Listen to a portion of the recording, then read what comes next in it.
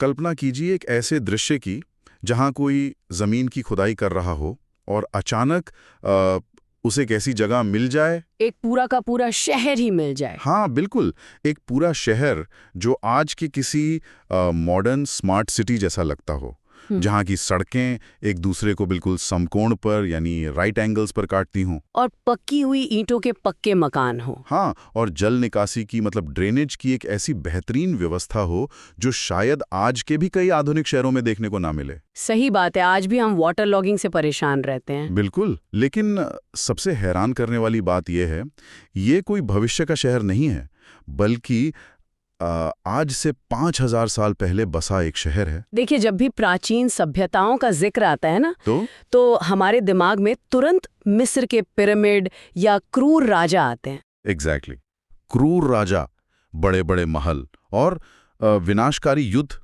उन्हीं की तस्वीरें उभरती हैं। लेकिन जब हम सिंधु घाटी सभ्यता या इंडस वैली सिविलाइजेशन की बात करते हैं ना, तो ये पूरी तस्वीर ही बदल जाती है। बिल्कुल बदल जाती है। तो आज के इस गहन अध्ययन का विषय यही सभ्यता है।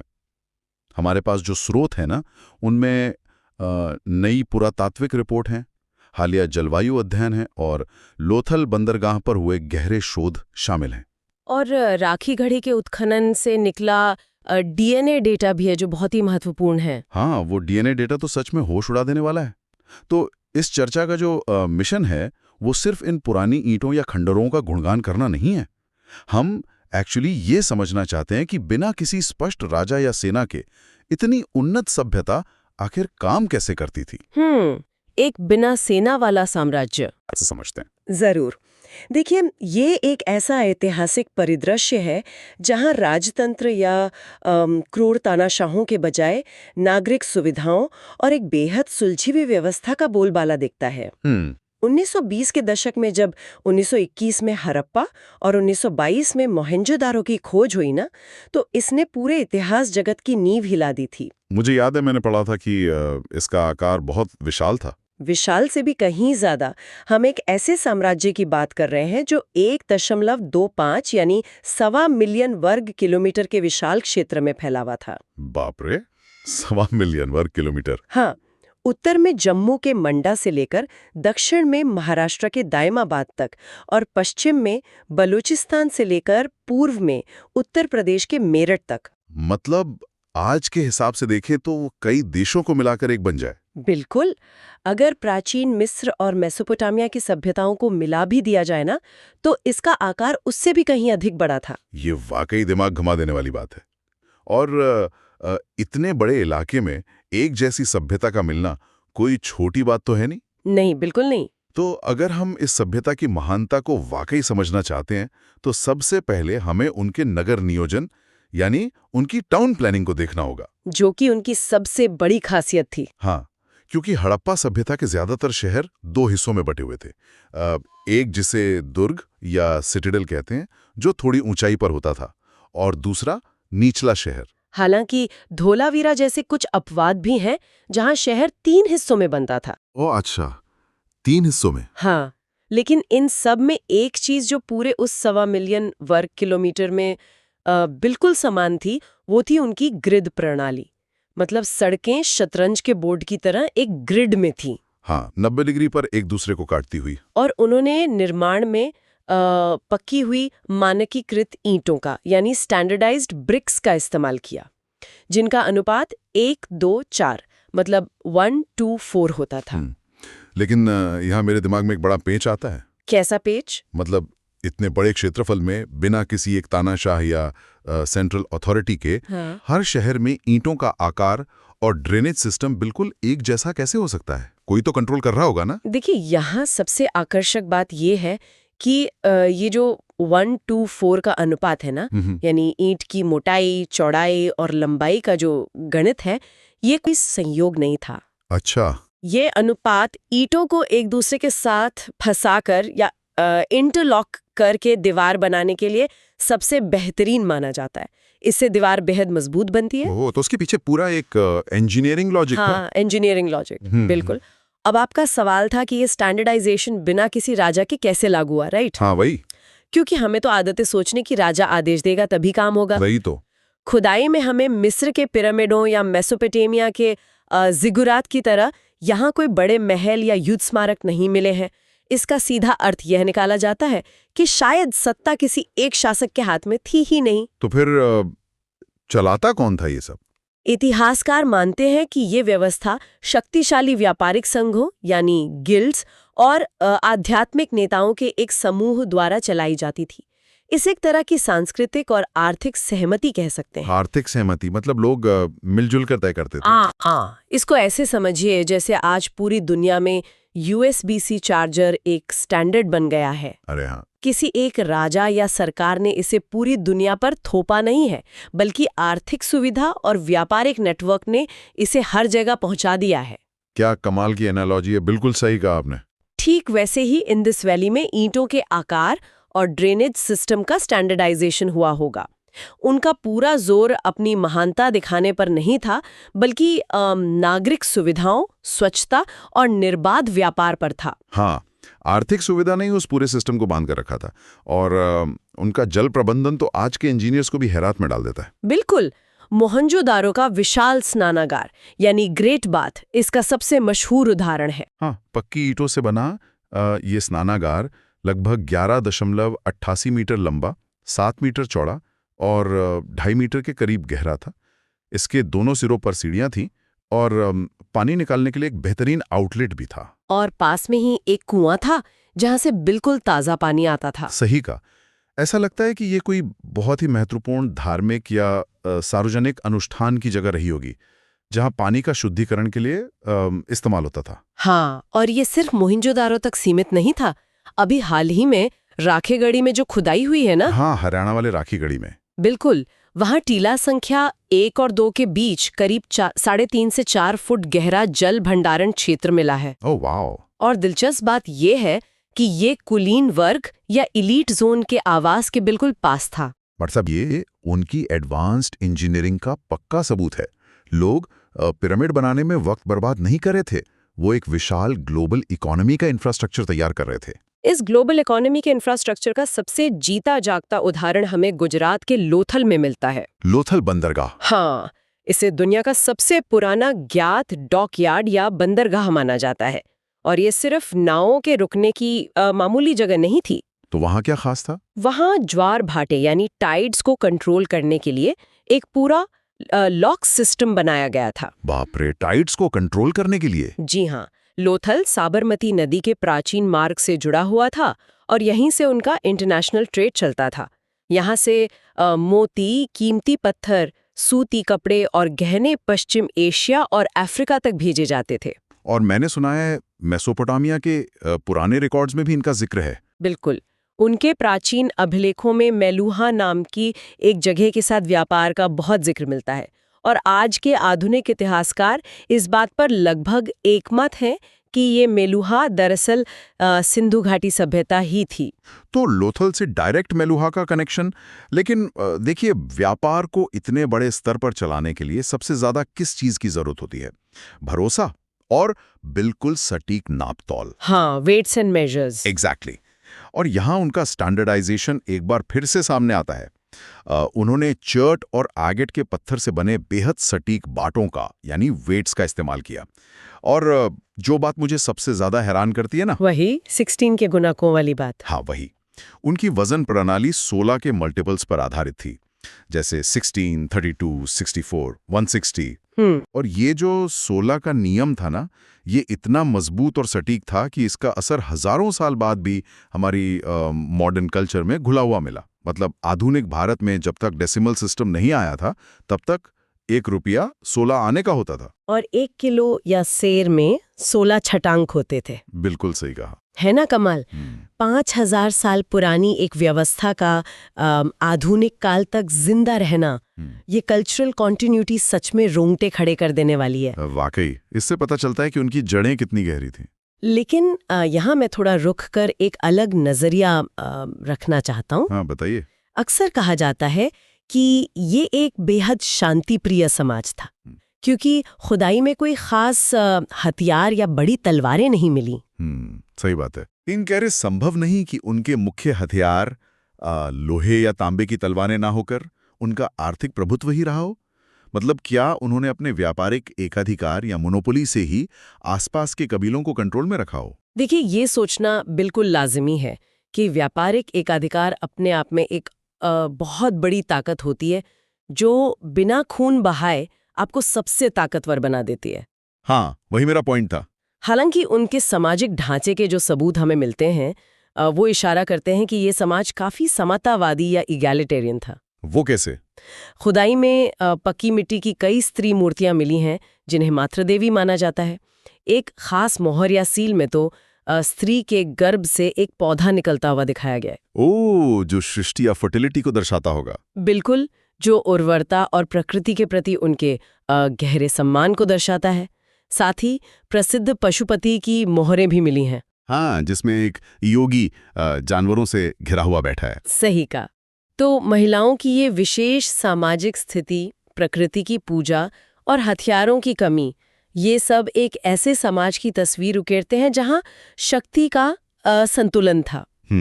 ये कोई ऐसा साम्राज्य नहीं था जो बलपूर्वक या डरा धमका कर दूसरों को दबा कर रखता हो, बल्कि ये आपसी सहयोग, उपयोगितावाद और व्यापारिक निर्भरता पर टिका था। अब यहाँ बात सच में बहुत दिलचस्प हो जाती है। क्योंकि अब हम उनकी लिपि पर आने वाले हैं। बिल्कुल, क्योंकि इतने विशाल व्यापार, प्रशासन और इकोनॉमी को ठीक से चलाने के लिए, हिसाब किताब रखने के लिए एक भाषा या लिपि की जरूरत तो होती ही है। हाँ, रिकॉर्ड्स तो मेंटेन करने ही पड़ेंगे। और यहीं से इस सभ्यता का सबसे बड़ा और सबसे पुराना रहस्य शुरू होता है, सिंधु घाटी की लिपि। ये लिपि एक ऐसे लॉक हुए स्मार्टफोन की तरह है ना, जिसका पासवर्ड हमारे पास नहीं है। ये एनालॉजी बहुत अच्छी है। क्योंकि मिस्र के हिरोग्लिफिक्स को तो रोजेटा स्टोन की मदद से पढ़ लिया गया था। उस पत्थर पर एक ही बात 3 अलग-अलग लिपियों में लिखी थी, जिसमें प्राचीन ग्रीक भी शामिल थी, जिससे ट्रांसलेशन आसान हो गया। हाँ, एग्जैक्टली।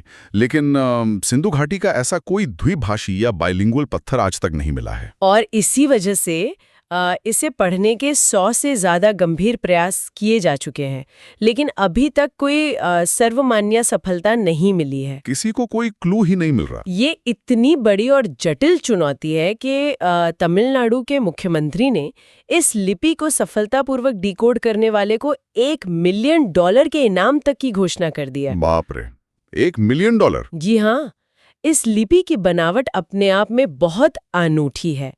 इसे बोस्ट्रोफिडन शैली में लिखा गया है। बोस्ट्रोफिडन, ये क्या होता है? और यानी राइट टू लेफ्ट लिखी जाती थी और फिर अगली लाइन में दिशा बदलकर बाएं से दाईं ओर लिखा जाता था। अच्छा, जैसे कोई किसान खेत में हल चलाता है। बिल्कुल वैसा ही। इसके अलावा इसके लेख बहुत ही छोटे हैं। औसतन एक लेख या मुहावरे पर सिर्फ 5 अक्षर होते हैं। सिर्फ 5? हाँ, और अब तक मिले सबसे लंबे लेख में केवल 26 प्रतीक या सिंबल्स हैं। इन छोटे छोटे लेखों की वजह से ही तो ये बहस छिड़ी हुई है कि क्या ये सचमुच कोई पूरी तरह से विकसित भाषा है भी या नहीं। हाँ, ये एक बहुत बड़ा डिबेट है। मैंने पढ़ा था कि कुछ विद्वान जैसे एस्को पारपोला और इरावथम महादेवन इसका संबंध द्राविड़ भाषा और प्राचीन तमिल से जोड़ते हैं। बिल्कुल, उनके तर्क काफी दिलचस्प हैं। जैसे उन्होंने बताया कि सिंधु लिपि में मछली का जो प्रतीक है वो मीन को दर्शाता है, और द्रविड़ भाषाओं में मीन का अर्थ मछली भी होता है और तारा यानी स्टार भी होता है, जो कि एक बहुत ही मजबूत तर्क लगता है। हाँ, वहीं दूसरी ओर देखें तो एसआर राव जैसे विद्वानों ने इसे संस्कृत और वैदिक काल से जोड़ने की कोशिश की है, लेकिन जैसा आपने कहा इस पर कभी कोई एक राय बन नहीं पाई। इससे एक बहुत ही महत्वपूर्ण सवाल खड़ा होता है कि क्या ये वास्तव में कोई पूर्ण विकसित व्याकरण वाली भाषा थी या महज व्यापारिक, राजनीतिक और धार्मिक प्रतीकों का एक लोगोसिलैबिक सिस्टम था। लोगोसिलैबिक, थोड़ा आसान भाषा में समझाएंगे? इसे समझना बहुत आसान है। जैसे आज हम अपने स्मार्टफोन पर इमोजी का इस्तेमाल करते हैं, राइट? हाँ। या सड़क पे स्टॉप का लाल निशान देखते हैं। अब ये कोई अक्षर तो नहीं है जिनका कोई खास उच्चारण हो, लेकिन इनका मतलब पूरी दुनिया समझती है। अरे हाँ, स्टॉप साइन को हर देश में स्टॉप ही मानेंगे, चाहे भाषा कोई भी हो। एग्जैक्टली तो हो सकता है कि सिंधु लिपि के ये जो छोटे छोटे प्रतीक हैं ये अलग अलग कबीलों, व्यापारिक संघों या परिवारों के निशान रहे हों, जिन्हें मेसोपोटामिया से लेकर गुजरात तक हर व्यापारी समझता हो। ये तो एक पूरा नया पर्सपेक्टिव मिल गया। लेकिन देखिए, इस भाषाई बहस के बीच ना एक और बड़ी साइंटिफिक क्रांति हुई है। हाँ, और इसने इतिहास की कई पुरानी धारणाओं को जड़ से उखाड़ फेंका है। बिल्कुल, और वो है उनका डीएनए रिसर्च। 2019 में हरियाणा के राखी घड़ी से मिले कंकालों के डीएनए अध्ययन के जो नतीजे आए, उन्होंने तो इतिहास को देखने का नजरिया ही बदल दिया। क्योंकि भारत की गर्म और नम जलवायु में पुरानी डीएनए को बचा के रखना लगभग असंभव होता है। हाँ, वो निकल ही नहीं पाता। लेकिन वैज्ञानिकों ने कंकाल के कान की एक बेहद सख्त हड्डी, जिसे पेट्रस बोन कहते हैं, उससे डीएनए निकालने में कामयाबी हासिल की, जो अपने आप में एक बहुत बड़ी वैज्ञानिक उपलब्धि थी। बिल्कुल। और इन आधुनिक अध्ययनों से ये साबित हुआ कि सिंधु घाटी के लोग अंडमान से जुड़े मूल भारतीय निवासियों और प्राचीन ईरानी किसानों का एक अनूठा मिश्रण थे। लेकिन इसमें जो सबसे बड़ी खोज थी ना, हाँ, वो ये थी कि इनमें आर्यन जीन, जिसे जेनेटिक्स की भाषा में R1A मार्क कहा जाता है, वो बिल्कुल भी नहीं मिला। और ये ऐतिहासिक रूप से एक बहुत बड़ा मोड़ था। सच में। दशकों तक इतिहास की किताबों में मॉर्टिमर व्हीलर जैसे ब्रिटिश पुरातत्वविदों की थ्योरी पढ़ाई जाती रही थी। हाँ, वही आर्यन इन्वेजन थ्योरी। सड़कों पर जो कुछ बिखरे हुए नर कंकाल मिले थे ना, उनको इस तथाकथित युद्ध और नरसंहार का सबूत मान लिया गया था, जो कि सच नहीं था। हाँ, राखीगढ़ी के इस डीएनए डेटा ने पूरी तरह से ये साबित कर दिया कि सिंधु घाटी के लोगों में वो स्टेप या आर्यन डीएनए था ही नहीं। इसका सीधा मतलब है कि ये सभ्यता आर्यों के बड़े पैमाने पर आने से बहुत पहले की है, और आर्यन इन्वेजन की वो पुरानी थियरी पूरी तरह से निराधार और अवैज्ञानिक है। अब यहाँ ना एक बहुत बड़ा विरोधाभास या कॉन्ट्रडिक्शन खड़ा होता है। कैसा कॉन्ट्रडिक्शन? देखिए, अगर कोई बाहरी आक्रमण नहीं हुआ, अगर ये सभ्यता इतनी उन्नत थी, आर्थिक रूप से इतनी मजबूत थी और वैज्ञानिक रूप से इतनी आगे थी, तो फिर ये खत्म कैसे हुई? एक इतना विशाल साम्राज्य जिसके पास दुनिया का सबसे अच्छा जल प्रबंधन था, वो अचानक गायब कैसे हो सकता है? ये सवाल हर किसी के दिमाग में आता है। देखिए, ये पतन किसी एक अचानक आई प्रलय, बाढ़ या विनाशकारी घटना का परिणाम नहीं था, जैसा कि पहले सोचा जाता था। अच्छा। नवीनतम जलवायु अध्ययनों ने एक बिल्कुल नई और कहीं ज्यादा डरावनी तस्वीर पेश की है। डरावनी कैसे? क्योंकि ये पतन धीरे धीरे लेकिन बेहद निर्दयी तरीके से हुए जलवायु परिवर्तन यानी क्लाइमेट चेंज के कारण हुआ था। ओ, तो क्लाइमेट चेंज ने एक पूरी सभ्यता को निगल लिया? बिल्कुल। नए शोध बताते हैं कि प्रशांत महासागर यानी पैसिफिक ओशन में तापमान के बदलावों के कारण मॉनसून का पैटर्न पूरी तरह से बदल गया, जिससे 3000 ईसा पूर्व से 1000 ईसा पूर्व के बीच इस पूरे क्षेत्र में लंबे और भयानक सूखे पड़े। और मैं बताना चाहूंगा कि ये सूखे ना कोई 1 या 2 साल के नहीं थे। विज्ञान की भाषा में इन्हें मल्टी डेकेडल ड्राउट्स कहा गया है। यानी ऐसे सूखे जो कई दशकों तक चलते रहे। हाँ, कई डेकेड्स तक। कैम्ब्रिज यूनिवर्सिटी और कुछ अन्य संस्थानों के अध्ययन में 2625 ईसा पूर्व से 1400 ईसा पूर्व के बीच 4 बड़े सूखे की घटनाओं की पहचान की गई है। और इसमें जो सबसे खौफनाक आंकड़ा है, हाँ, वो क्या है पता है? क्या? 1733 ईसा पूर्व के आसपास एक ऐसा सूखा पड़ा जो लगभग 164 यानी 164 वर्षों तक चला। बाप रे, 164 साल? हाँ, ये सोचना ही रोंगटे खड़े कर देता है कि एक ऐसा सूखा जो कई पीढ़ियों तक चला हो, उसने उस समाज का क्या हाल किया होगा। वाकई, अगर हम इसको व्यापक दृष्टिकोण से जोड़कर देखें तो समझ आता है कि 164 साल के सूखे का सीधा असर उनके जल स्रोतों पर पड़ा होगा। बिल्कुल पड़ा होगा। दृश्यवती और सरस्वती जैसी विशाल नदियां सूखने लगी होंगी, झीलें सूखकर सिकुड़ गई होंगी, और नदियों में पानी कम होने से व्यापार के लिए इस्तेमाल होने वाले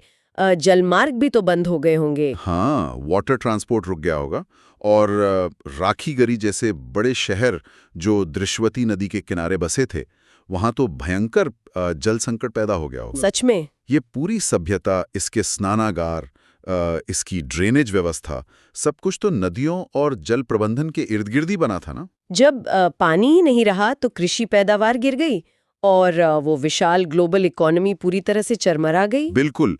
लेकिन यहाँ मुझे सिंधु घाटी के लोगों की एक बात बहुत प्रभावित करती है। कौन सी बात? उनका अनुकूलन, यानी एडेप्टेशन। हाँ, उनका रेजिलियंस। जब नदियां सूख रही थी और पानी कम होने लगा ना, तो उन्होंने बस हार मानकर मरने का इंतजार नहीं किया। तो उन्होंने क्या किया? जो आर्कियोबोटैनिकल एविडेंस मिले हैं वो बताते हैं कि उन्होंने अपनी खेती का तरीका ही पूरी तरह बदल दिया। ओ, क्रॉप पैटर्न चेंज कर लिया। एग्जैक्टली। पहले जो लोग पानी पर ज्यादा निर्भर रहने वाली विंटर क्रॉप्स जैसे गेहूं और जौ उगाते थे, उन्होंने सूखे का सामना करने के लिए बाजरे यानी मिलेट की खेती शुरू कर दी। ये तो बहुत ही स्मार्ट मूव था। हाँ, क्योंकि बाजरा एक ऐसी फसल है जिसे उगाने में बहुत कम पानी लगता है और ये सूखे को आसानी से झेल सकता है। वाह, ये तो उनके संघर्ष और जलवायु के खिलाफ उनके लचीलेपन की एक बहुत लंबी कहानी है।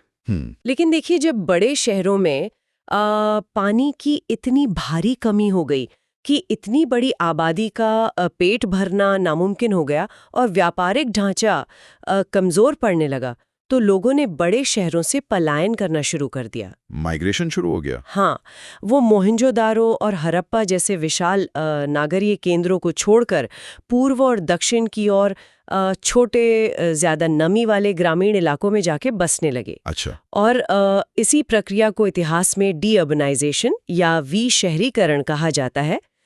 सभ्यता खत्म नहीं हुई थी, बल्कि उसका वो चमकता हुआ शहरी स्वरूप बिखरकर ग्रामीण जीवन में बदल गया था। सच कहूं तो ये एक बेहद शानदार लेकिन दर्दनाक सफर लगता है। एक ऐसी सभ्यता जिसका उदय, विकास और पूरी पहचान पानी के बेहतरीन प्रबंधन पर टिकी थी, वो अंततः पानी की कमी के कारण ही बिखर गई। उन्होंने प्रकृति के साथ सामंजस्य बिठाने की कोशिश की, फसलें बदली, बस्तियां बदली। लेकिन जलवायु परिवर्तन की मार इतनी लंबी और इतनी गहरी थी कि उनका वो सुनहरा शहरी ढांचा अंत में ढा ही गया। और यही इस पूरे गहन अध्ययन का सबसे अहम और विचारणीय पहलू है। देखिए, इतिहास को सिर्फ इसलिए नहीं पढ़ा जाना चाहिए कि हम कुछ पुरानी तारीखें या ईंटों के आकार याद कर सकें। बिल्कुल नहीं। हमें इसे इसलिए गहराई से समझना चाहिए क्योंकि ये हमें आज के हमारे हालात का एकदम साफ आईना दिखाता है। तो इन सब का आखिर मतलब क्या है? आज की इस भागदौड़ भरी जिंदगी में किसी के लिए भी ये सब जानना आखिर क्यों जरूरी है? क्योंकि आईना वही दिखा रहा है जो 5000 साल पहले हुआ था। एग्जैक्टली। क्योंकि आज 5000 साल बाद हमारी आधुनिक दुनिया फिर से ठीक उसी दौराहे पर खड़ी है। आज हम ग्लोबल वार्मिंग, बेतहाशा बढ़ते तापमान और क्लाइमेट चेंज का सामना कर रहे हैं। और हमारी नदियां आज भी तो सूख रही हैं। हाँ, नदियां सूख रही हैं। भूजल स्तर यानी ग्राउंड वाटर तेजी से गिर रहा है और मौसम का मिजाज हर साल बदल रहा है। यहाँ तक कि आज के आधुनिक कृषि वैज्ञानिक और नीतिकार भी तो हमें जलवायु परिवर्तन से निपटने के लिए वही सलाह दे रहे हैं। हाँ, वही कि ज्यादा पानी पीने वाली फसलों जैसे गेहूं और चावल को छोड़कर बाजरे यानी मिलेट की खेती की ओर वापस लौटा जाए। बिल्कुल वैसा ही जैसा सिंधु घाटी के लोगों ने हजारों साल पहले किया था। सही में। तो ये प्राचीन इतिहास आज हमारे लिए एक चेतावनी भी है और एक बहुत बड़ी सीख भी, क्योंकि जल प्रबंधन तकनीकें, उनका प्रकृति के साथ संतुलन बनाने का प्रयास और अंत समय तक उनका संघर्ष, ये सब एक बेहतरीन केस स्टडी है। बिल्कुल। जिस तरह से उन्होंने प्राकृतिक संसाधनों का उपयोग किया, वो दिखाता है कि इंसान चाहे कितनी भी तरक्की कर ले, पर्यावरण में होने वाले बदलाव कितने शक्तिशाली और निर्णायक हो सकते हैं। पूरी तरह से एग्री करता हूँ। तो इस पूरी विस्तृत चर्चा के बाद एक ऐसा सवाल जहन में आता है जो वाकई हमें सोचने पर मजबूर कर देता है। कैसा सवाल? देखिए, जिसकी शुरुआत हमने उन 5000 साल पुराने स्मार्ट शहरों की खुदाई की तस्वीर से की थी।